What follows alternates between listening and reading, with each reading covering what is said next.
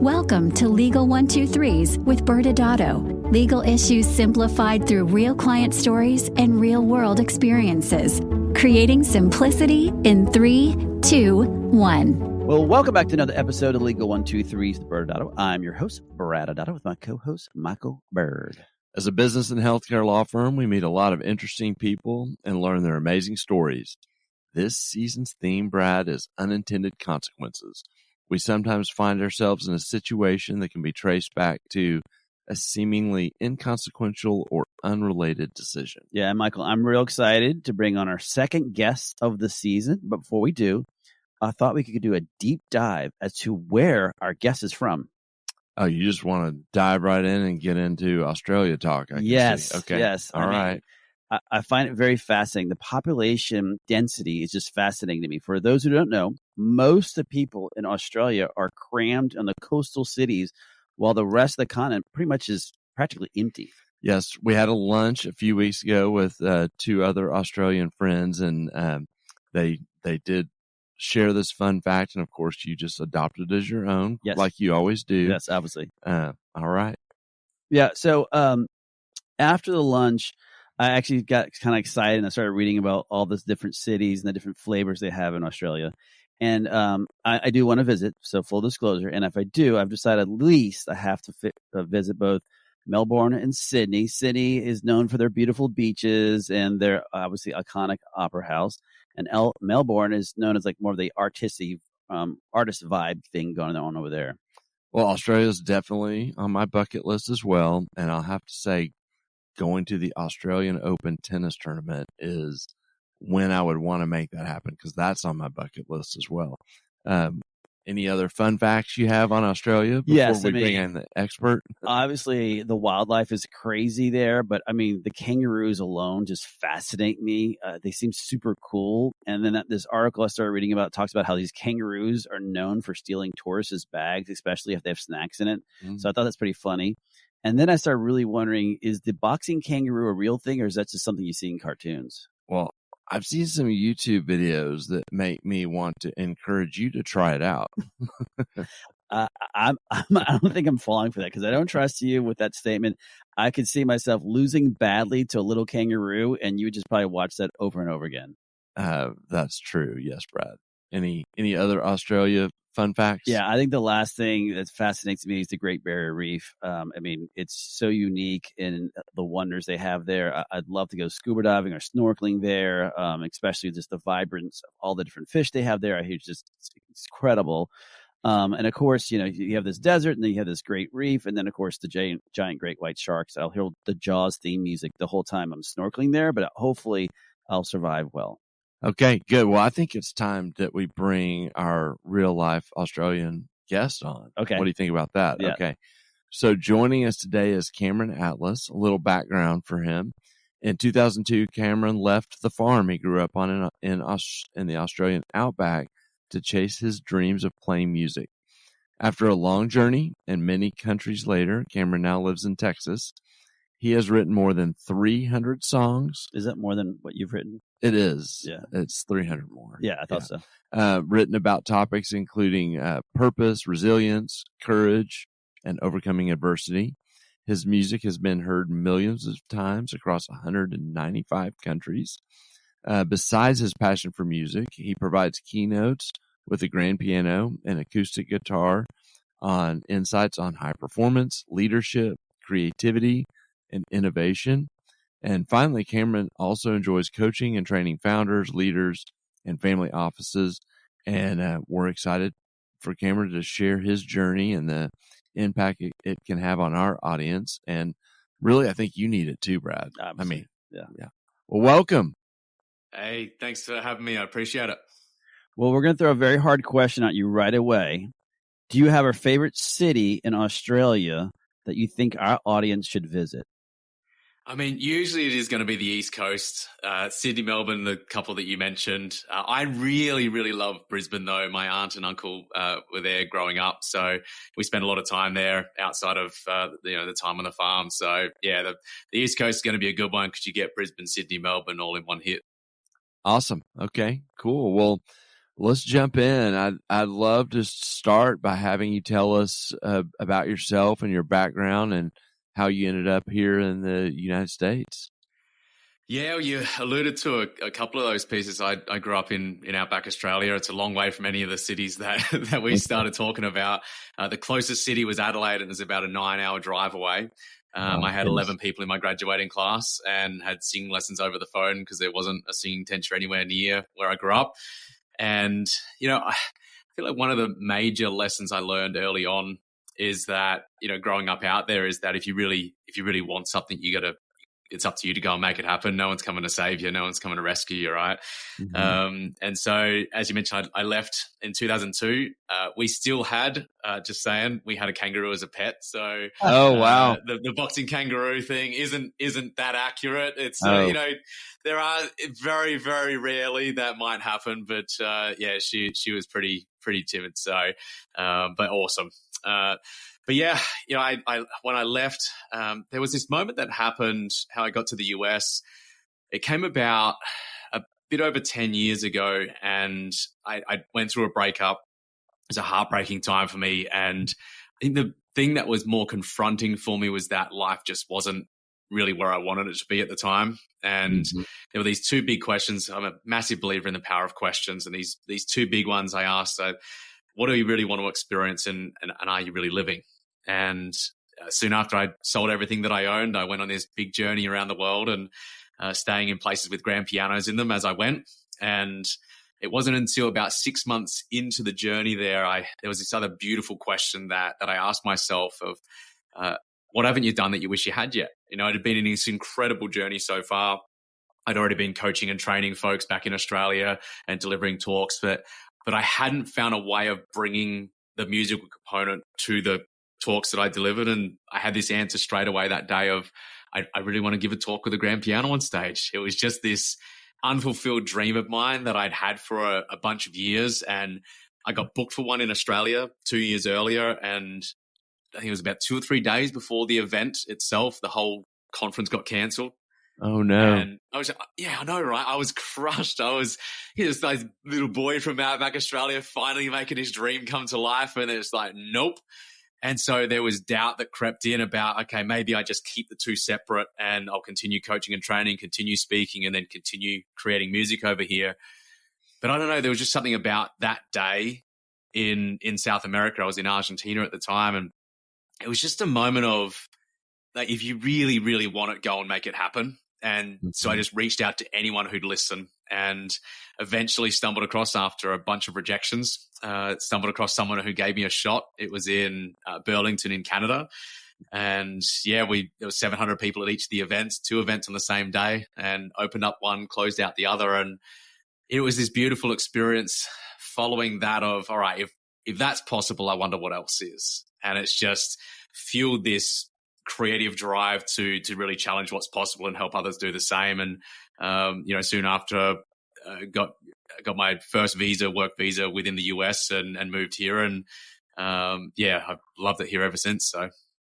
Well, that's a cool story. I can't believe that you're in Buenos Aires and then you gave speeches in Canada. That had to be a long flight.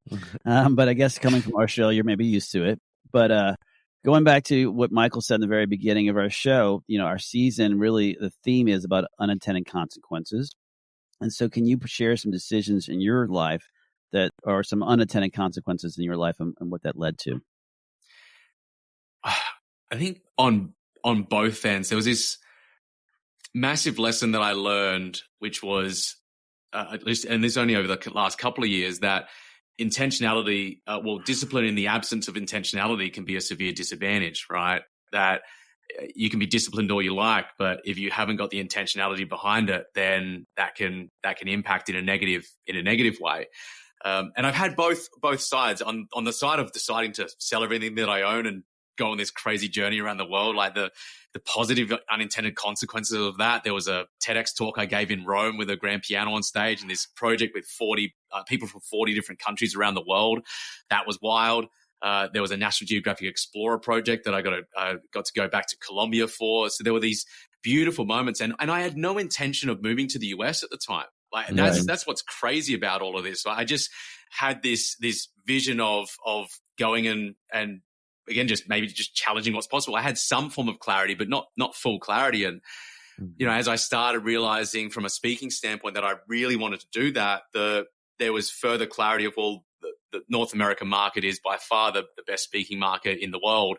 And so if I was really going to challenge it, then here was the place to do that. So there were a few unintended consequences, but I'd say on the negative side, I lived a very nomadic life for a bunch of years, and there was an element of loneliness that came in as a result of that. I'd say on both the friendship side and on the relationship side as well. And I was single, ended up being single for about 10 years before I met the woman that I now get the pleasure of calling my wife. She's an incredible woman, the person that I'd been looking for and searching for. But yeah, that's part of that of building community and building belonging and building a life with somebody has, for me at least, come from being more settled. And I needed that in order to be able to really step into that version. So, yeah. I have I'm curious too. You led this conversation, this part of the conversation. You talked about discipline, without intentionality. I'd love for you to break that down a little bit for the audience. Talk about what you mean when you're talking about having discipline, and then how does that pair, and what do you mean by the intentionality? Yeah, definitely. So if you think about it, if you're disciplined, but you're not being intentional, so you could be disciplined all you like, and you could be actually going in the opposite direction to where you're really deeply wanting to go, faster than a lazy person who's sitting on their butt doing nothing. Right. And so the intentionality comes in because it's one thing to be disciplined. You can work hard. There's plenty of people that work hard, but that intentionality around how am I getting better? The intentionality about ensuring that my actions on a day-to-day basis line up with my overarching purpose, right? From a mission standpoint, from a value standpoint, how intentional are you going about executing? And that can be work and within a personal life as well. Because and I think a lot about this, as we go through this massive technological evolution of what we're experiencing with things like AI and otherwise, we have more things and opportunities at our disposal to take our attention. And so the intentionality becomes even more important when back in the day, thousands of years ago, if there was a bush of berries, you go and eat the bush of berries, right? Because you never know when the next one's going to come. Now we've got quote unquote bushes of berries in every single aisle of a supermarket, right? The same goes within a work environment, is that we've got something in our pockets, right, that we can utilize, and it can take our attention in so many different directions. Yeah. I'm a massive believer in the power of technology. I utilize it to my advantage, but it is about being as intentional as I possibly can. And I'd say one of the big lessons I learned only again recently, and because we continue to learn them over and over, is the power of recharging, of taking time away from tech and away from work, because that's what enables for sustained performance to occur. And so, yeah, just the intentional component is a incredibly important piece, especially when there's, again, so many things that could potentially take our attention away. I wonder too, from a application on the business side, thinking about our business practices, our healthcare practices that are listening, that there's a little bit of application to this concept to your vision for your business. And so you can be disciplined and you can be working hard and showing up every day.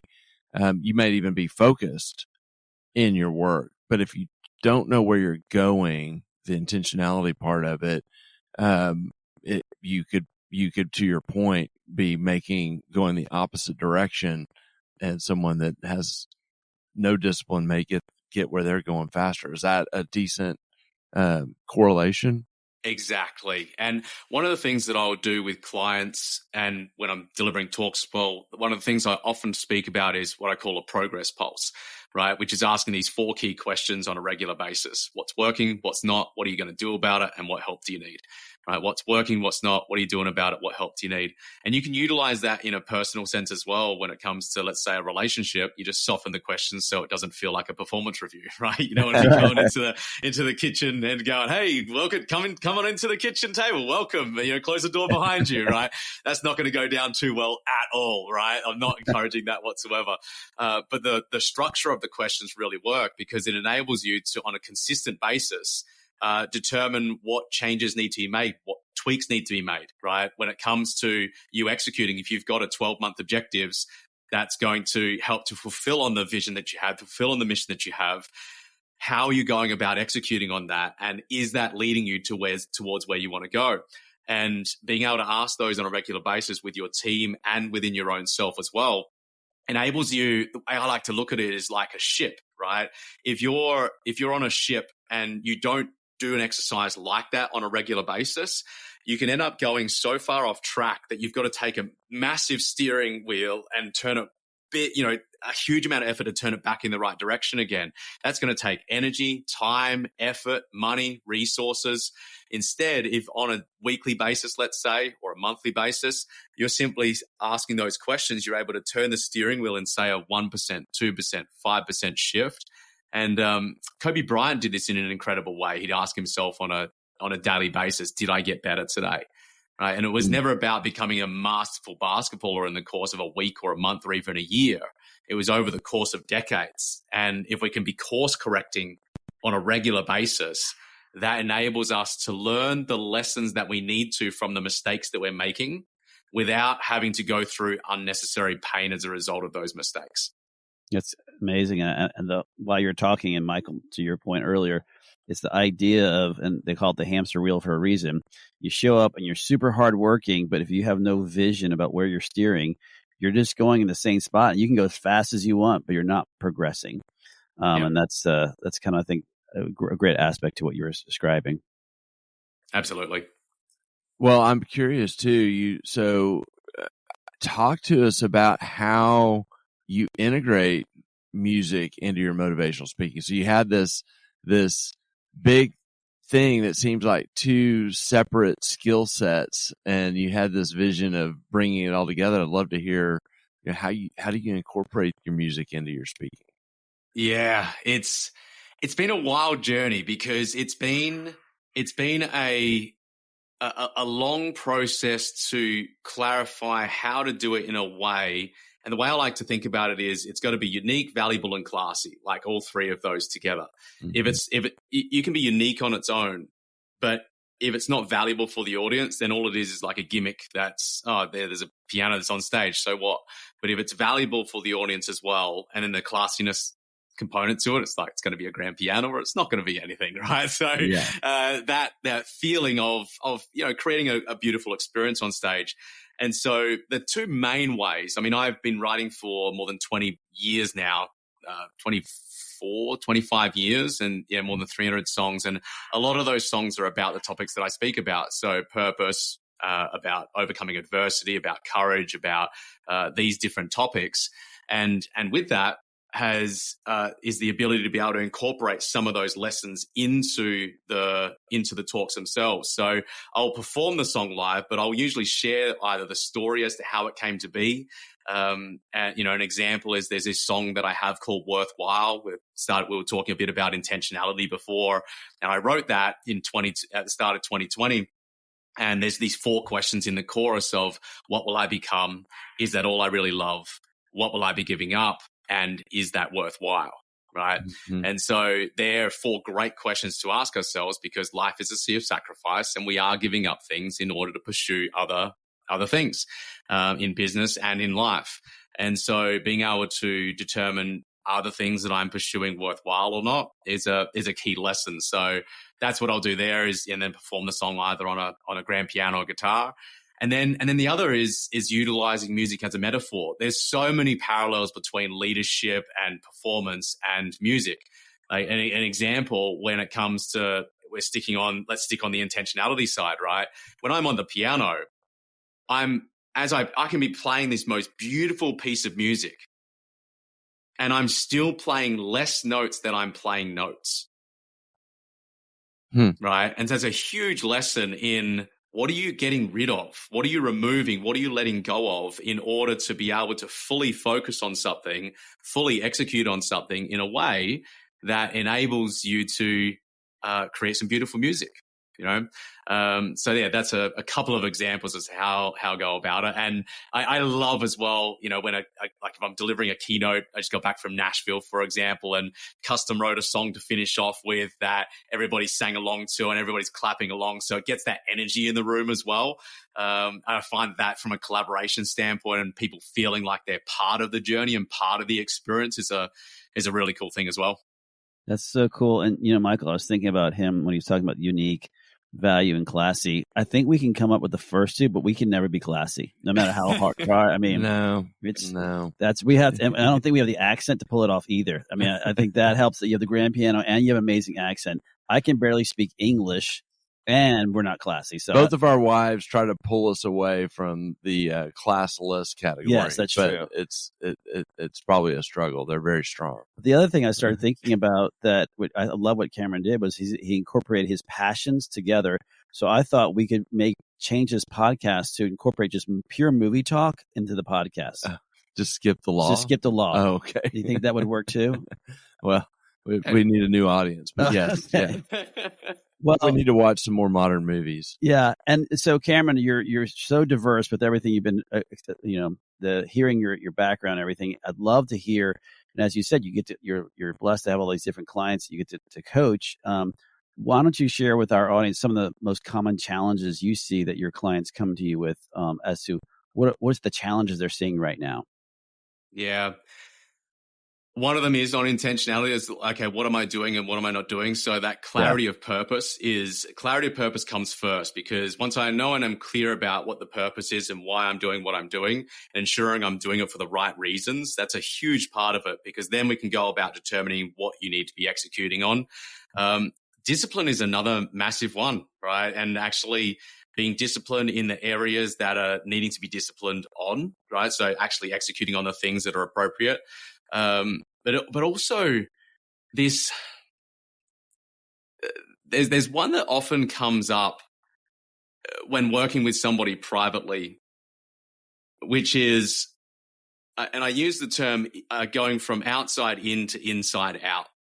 The outside in is that I've been focusing on how can I live or work or create a business and create a legacy to get approval from somebody else, whether it's a parent figure or somewhere else or something else, or to prove somebody wrong.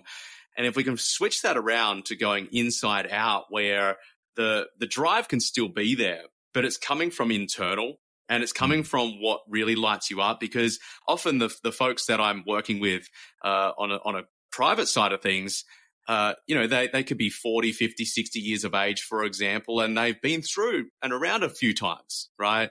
Mm-hmm. And the realization that it's still not generating the fulfillment that they are desiring. That's a pretty common one as well. But things like imposter syndrome kick in there. That's a common one of how to work through that and overcome that. But yeah, really, it all revolves around continuing to challenge what's possible and step up to that next level of performance and leadership capability. Yeah, and I'll say the two things. One, having that joy. You're correct. You have to find that joy for yourself, not for someone else, because otherwise you'll never be happy. But I was shocked. I had never heard the term imposter syndrome until about 4 or 5 years ago, somewhere right before or around COVID. And it's the first time I ever heard it, because it was shocking to me, not realizing the reason why people have that. Can you spend a little bit of time just talking about how you work with people about how do they get past the imposter syndrome and what it is? Yeah. Sorry, what it is. Sorry. Yeah, a simple way of looking at I look at imposter syndrome is it's exceeding the level you believe you're worthy of. Right.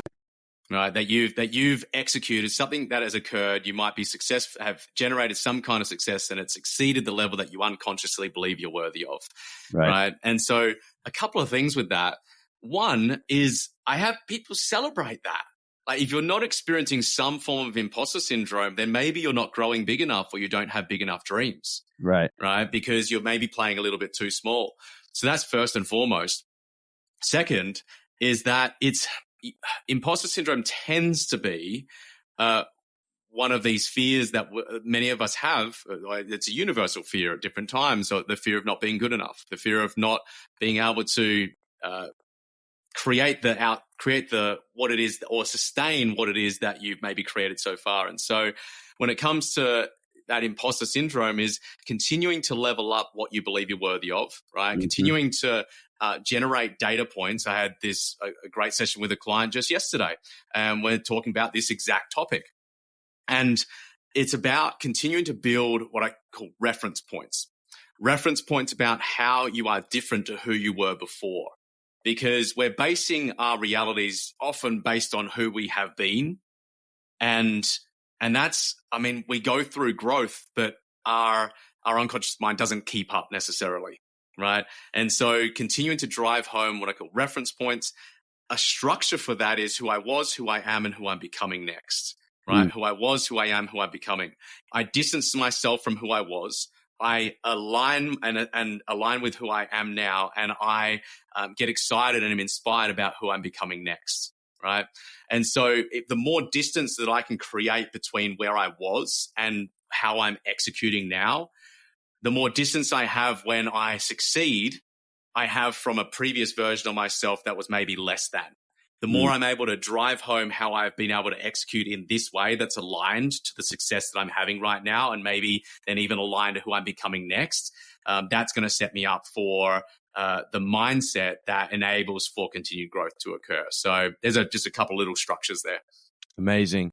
And I just noticed we've blown through our time already, and we reached our episode end. We're so grateful, Cameron, for you joining us on Legal 123s with ByrdAdatto. Grateful for you. And what we'll do next is go to break, and then on the backside, we can do a little legal wrap up.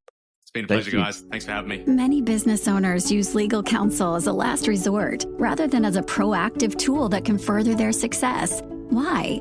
For most, it's the fear of unknown legal costs. ByrdAdatto's Access Plus program makes it possible for you to get the ongoing legal assistance you need for one predictable monthly fee. That gives you unlimited phone and email access to the legal team, so you can receive feedback on legal concerns as they arise. Access Plus, a smarter, simpler way to access legal services. Find out more. Visit ByrdAdatto.com today. Welcome back to Legal 123 with ByrdAdatto. I'm your host, ByrdAdatto, with my co-host, Michael Byrd. Now, Michael, as you said, this season our theme is unintended consequences. And we had an incredibly great conversation with Cameron, who were able to come in and drop some serious knowledge on us, especially understanding what I loved, the power of questions. And there are so many different ways you can apply it from a professional perspective or personal perspective. But, we started talking afterwards about what other ways it could be applied. Yeah. Compliance, which is something we talk so much about.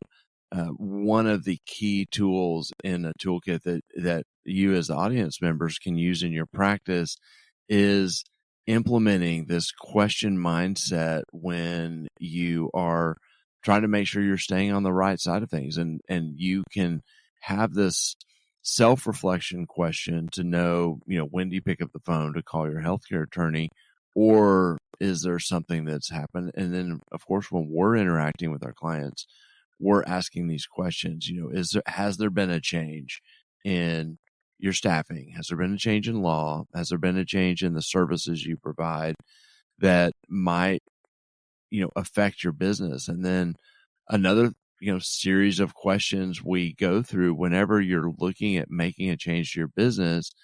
How is this change going to affect you from a compliance perspective? You want to get that answer. How is this change to your business going to affect you operationally? And so that's another important question. And then what is the impact of a change to your business or a decision you're going to make going to have from a accounting and tax perspective? And you want to blend all of those things together to make sure you stay in line. Those are all great points, Michael. And for those wanting to ask the next question, yes, we will be back next Wednesday as we continue our journey of figuring out these unintended consequences, we have another awesome guest. Dr. Kimberly Evans will be joining us. Thanks again for joining us today. And remember, if you like this episode, please subscribe, make sure to give us a 5-star rating, and share with your friends. You can also sign up for the ByrdAdatto newsletter by going to our website at ByrdAdatto.com. ByrdAdatto is providing this podcast as a public service. This podcast is for educational purposes only. This podcast does not constitute legal advice, nor does it establish an attorney-client relationship. Reference to any specific product or entity does not constitute an endorsement or recommendation by ByrdAdatto. The views expressed by guests are their own, and their appearance on the program does not imply an endorsement of them or any entity they represent. Please consult with an attorney on your legal issues.